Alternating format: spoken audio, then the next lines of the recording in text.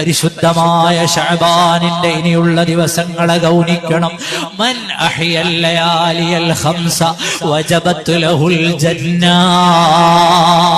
ശ്രദ്ധിക്കണം മുഅ്മിനീങ്ങളെ, മൻ അഹ്യൽ ലയാലിയൽ ഖംസ വജബത് ലഹുൽ ജന്ന. 5 രാത്രികൾ ഒരാൾ ഹയാത്താക്കിയാൽ, ഇബാദത്ത് കൊണ്ട് ധന്യമാക്കിയാൽ അവന് സ്വർഗം നിർബന്ധമായി പോയി.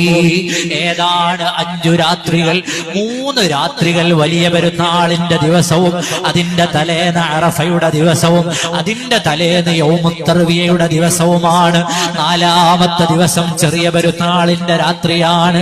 5ാമത്തെ ദിവസം ഏതാണെന്നറിയോ? ലൈലത്തുൻ നിസ്ഫി മിൻ ശഅബാൻ. ശഅബാൻ 15ന്റെ രാവ്, ശഅബാൻ പകുതിയിലെ രാത്രിയുണ്ടല്ലോ. ഇന്നാ അൻസൽനാഹു ഫീ ലൈലത്തിൻ മുബാറക ഇന്നാ കുന്നാ മുൻദിരീൻ ഫീഹാ യുഫ്റഖു കുല്ലു അംരിൻ ഹകീം. ഇതാ നമ്മുടെ തൊട്ടടുത്തുള്ള ദിവസമാണ്. സ്വർഗം നമ്മുടെ കയ്യിൽ വരുന്ന ദിവസമാണ്. ആ രാത്രി ഒന്ന് ഇബാദത്ത് കൊണ്ട് ധന്യമാക്കൂ. വജബത് ലഹുൽ ജന്ന. ഗാളിമുഖം റൂസിലിന്റെ ശബ്ദം കേൾക്കുന്ന മുഅ്മിനീങ്ങളെ, ശഅബാൻ 15ന്റെ രാവ് മറന്നു പോകല്ല. ശഅബാൻ 15ന്റെ രാത്രി ഇബാദത്ത് ചെയ്യണം.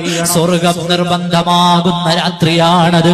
അല്ലാഹു നമ്മെ സ്വീകരിക്കാനുള്ള രാത്രിയാണ്. ലൈലത്തുൽ ബറാ വലിയ മഹത്വമുള്ള ദിവസമാണ്. യാസീൻ ഓതണം, അതുപോലെ അന്ന് നോമ്പെടുക്കണം. അല്ലാഹു തൗഫീഖ് ചെയ്യട്ടെ. അല്ലാഹു തആല ഒന്നാനാകാശത്തിലേക്ക് ചേർന്ന് വന്നിട്ട് ചോദിക്കും, എവിടെയാണ് മുസ്തഗ്ഫിരീങ്ങളുള്ളത്? ഇസ്തിഗ്ഫാർ ചെയ്യുന്നവരുണ്ടോ?